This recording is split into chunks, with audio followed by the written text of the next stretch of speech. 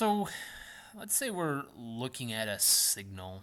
It's an analog signal and it's varying like this. But it's getting added to some sort of noise. Some sort of noise is getting added to it. Let's just say that the noise looks like this. Are you ready? Here's what it looks like. Sounds like that. Exactly like that. Anyways, so those signals just to add together, and what we get is something that looks kind of like this. It's going to look like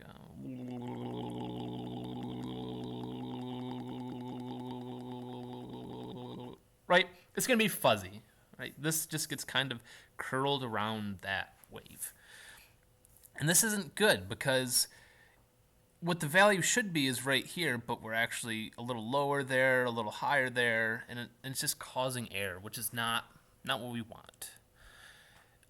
Luckily, this something pretty simple noise like this can be solved with just something like a low pass filter.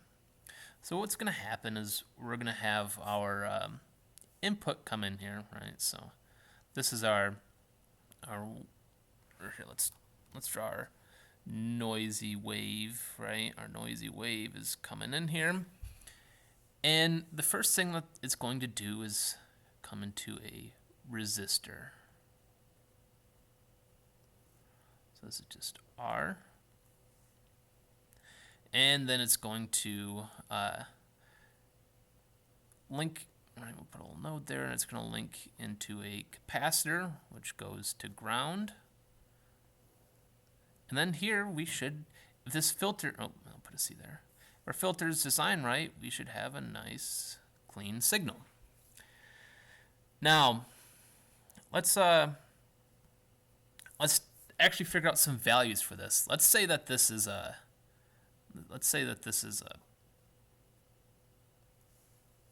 10 hertz signal. And let's say that this is, I don't know, 100 hertz. So pretty much anything around the 10 hertz range we want to keep. We want to get rid of everything greater than that. So let's write the equation for a low pass filter. So it's, oops, whoa. Let's do a different color. Let's do purple. I don't know why I like this purple so much, but I do. So FC, this is our corner frequency, equals, and I'm telling you, this is an important equation to remember. If I had to get an equation tattooed to me, it'd be this one, except for I remember it, so it's not that useful. But it's 1 over 2 pi RC. So, yeah, the first thing that we need to pick for this filter, if these are our numbers, is our cutoff frequency. Right there, I say cutoff frequency, it's also corner frequency. So, what is this value? Well, it's not 10 hertz and it's not 100 hertz. It's somewhere in between there. And picking your corner frequency, it's well, normally what I do is I just kind of go like maybe 5%, 10% over what my minimum frequency is. So I might pick something like, we'll say FC. I know I just said 10%, but I'm going to say like 25 hertz. And the reason why this this number is actually, well, there are definitely rules out there for you to pick, but let me draw a quick plot here. So we're going to say that this is frequency, and this is A for attenuation, meaning how much it filters that frequency out. So a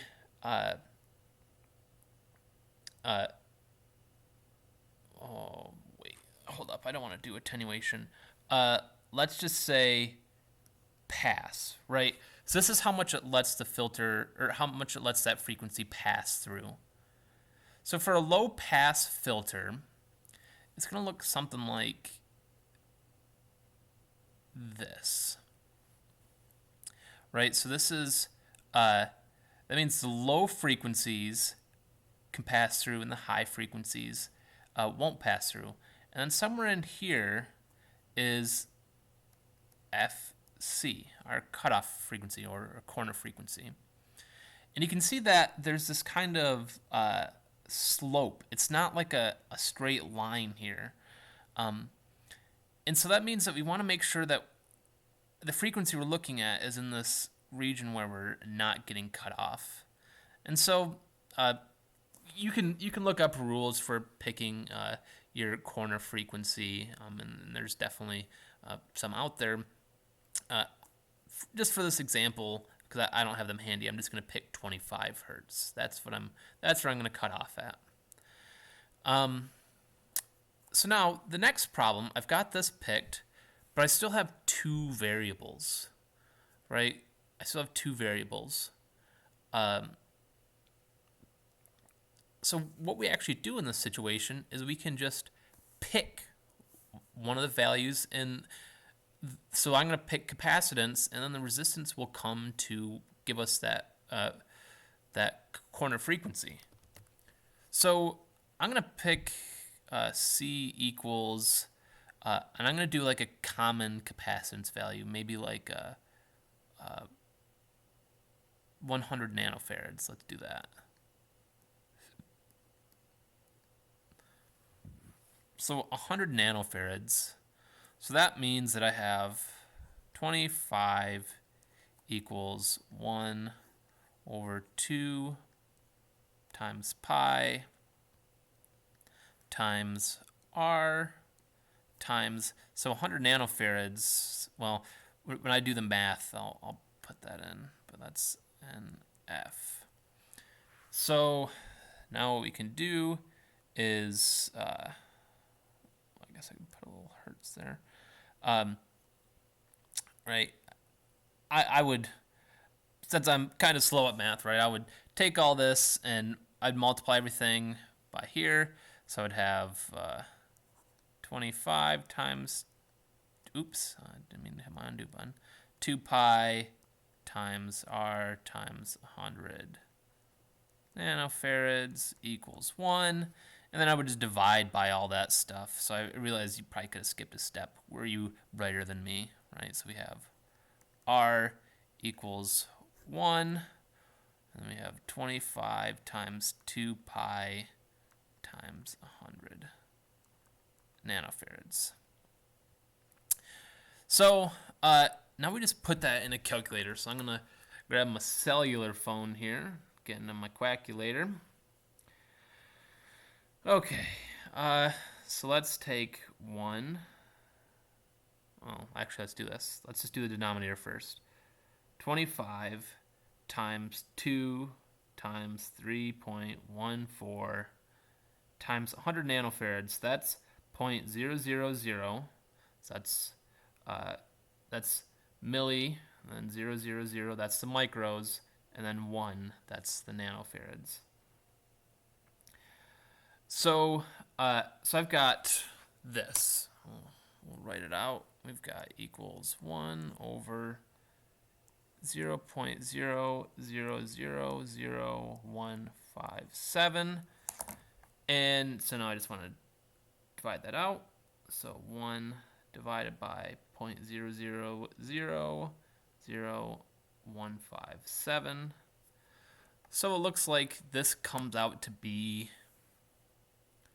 R equals 63, I'm going to do 0.6, I'll round up to 7K. So I might not be able to find this resistance exactly. That's an omega for ohms. Uh, but I might be able to find like a 64K. And so that's the values that we would use in this circuit.